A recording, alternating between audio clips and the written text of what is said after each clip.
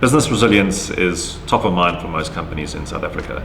And of course, part of that is having an always on and accessible service. And the predominant one is really around access to data, securing that data to prevent unauthorized access to it. There's a lot of misunderstandings around how the laws should be applied, particularly around the POPI Act and how data should be handled. But there isn't anything that really prevents data being stored in remote locations as long as you conform with those particular policies and guidelines. It is always brought up that data has to reside in South Africa, and it doesn't. But we do have local data centers, so you can get around and don't have to worry about those data sovereignty concerns. In order to address business resiliency and cybersecurity requirements, Huawei Cloud has a comprehensive list of security services that customers can make use of. We've invested heavily in R&D over the years, and that's helped better develop those services. So while we have some basic capabilities around network access and identity and access management, we also have advanced services like next generation firewalls and AI-driven data protection tools as well.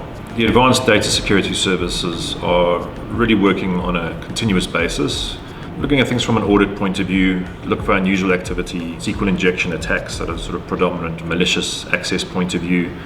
But they also look at mistakes that people can easily make. So in South Africa, we have 3 local data centers or availability zones, all within the Johannesburg region.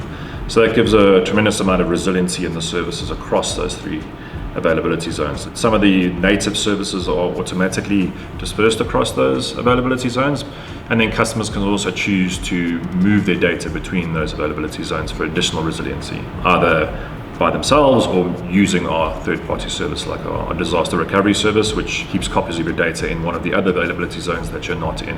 Our advanced technologies that we have a lot of cloud-native security mechanisms that you can make use of, purchase, etc., to help you secure the cloud and secure all your data within the cloud.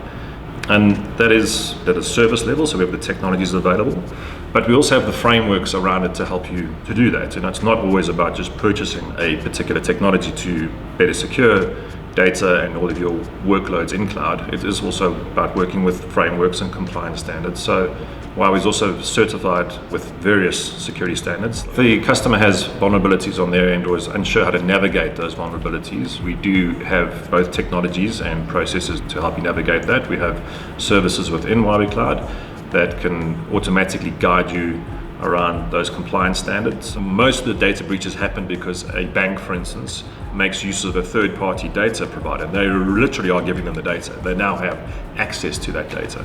And that's when the data breaches happen. It's generally not because somebody hasn't secured it. It's a handover, and now somebody else has access to it suddenly, and that's when the breach happens. And that's different from what's happening with us. You're not giving us the data. You're storing it with us.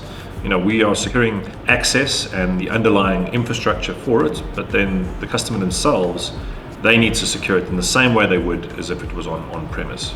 A lot of data security incidents are down to misconfiguration and bad choices that people can make from a simple administrative task. So the tools help prevent a lot of those basic calamities that can really result in huge data losses at the end of the day.